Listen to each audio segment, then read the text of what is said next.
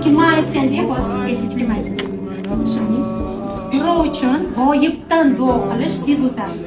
Siz bilmaysiz, siz uchun kimdir duo qiladi, u ijobat deyiladi. Unga Alloh va'dasi bor-da. Yurgan yo'limda hammani duo qilishni boshladim. Kelayapman, bo'lajak maktabdan ilmi ziyoda bo'lsin.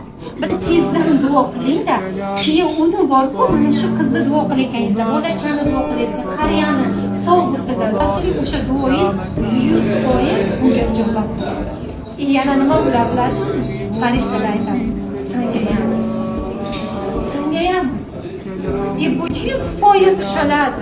Sizni hech joyingiz og'rimaydi. Pulga muhtoj bo'lmaysiz. Tushunyapsizmi? Chunki siz yo'lda ketayotganingizda o'rtacha odamni pulga muhtoj bo'lmadi deb duo qilingiz. Balki bu oddiy narsadir, lekin bugundan, siz qalbingizdan, qalbingizdan chiqarib shunday qiling-da. Hayotingiz 100% o'zgaradi. Men aminman bunga. يا مكان له في الوجود